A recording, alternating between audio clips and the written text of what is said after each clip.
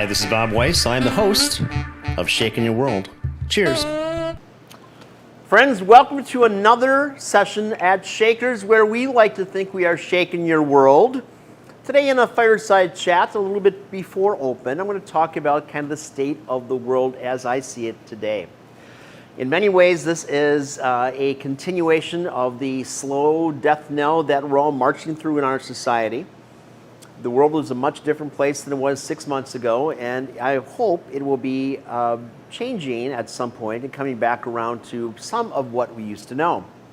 In the interim, significant changes are taking place. Now, Shakers has been open for about 3 weeks since we have reopened in the city of Milwaukee, and we have been incredibly busy here, both the restaurant and the bar portion, and with our private dinners as well. Huge following from Chicago, nothing new with that, but significant numbers for our tours from the Chicago marketplace. And to a man, people ask me questions about how things are going. They ask about whether or not we're going to have a mask on or a policy for that. As of the moment, as of the city of Milwaukee, we do not have a mask policy in place. If you choose to attend one of our functions and or just come to the bar or for dinner and wear a mask, you shan't be ostracized. You're much more than welcome. I do believe that sometime this week, the city is going to make a change in their policy and order, if you will, that everyone in public places at any time is going to be mandated to wear a mask, including at your home, cutting your front lawn, going to a bar if you do that. Now, what bothers me most is that there is a huge contingent of people that are very, very pro-maskers that don't want anyone to be anywhere at any time driving your own car by yourself unless you have a mask on. And I think that we are going to an extent that is contrary to what good science is. I think that we do need to be very concerned about the state of things at large. I do think that there is certainly a time and a place for having a mask on. I think that in large groups of gatherings of people, you probably should have a mask on.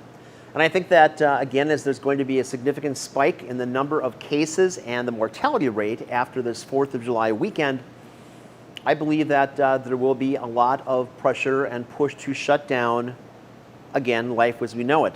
The option to that is to wear a mask. And betwixt the two, I would much rather continue to have business and to have staff wear a mask and customers they elect to wear a mask as well.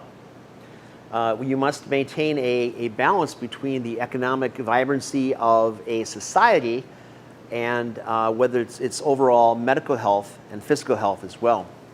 So in order to do that, I think you have to provide things for people. Since there still is really no sports, there's no artistic venues, there's no music, there are none of those things that we look at as a cultured and a vibrant society to enjoy, or to enjoy in a vibrant society.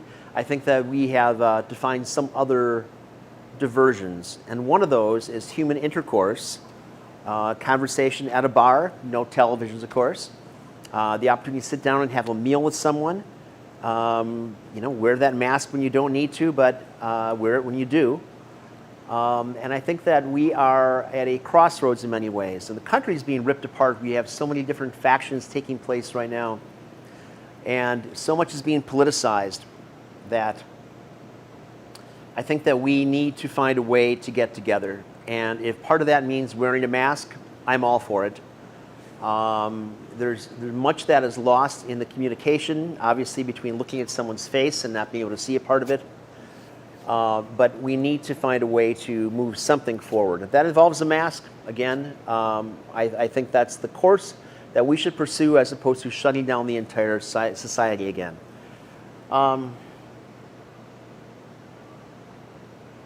We have a number of social events that are coming up, private social events and corporate events. It's hard to forecast those and to schedule when you don't know if we're going to be open or not. Same with tours. And other people I talk to, both in the entertainment industry, tour industry, and restaurant business, are promoting the same issues. We don't know what to do. And there's a lack of local leadership as well. And that would make a significant difference if we had an idea of a time frame and conditions that we can and can't operate in, as opposed to they continue throwing a dart at a dartboard with a blindfold on. So I think that Milwaukee will shut down after the DNC, which is in August, and hopefully only for 6 or 8 weeks. But I do think that it will be mandated by the people, and obviously it's the needs of the many over the wants of the few. So I appreciate your time. Look forward to seeing you at Shakers. Any questions, of course, give us a call. And we're happy to work you through any food dish you desire, and or set you up for a tour or something like that while we and the city is still open. Cheers.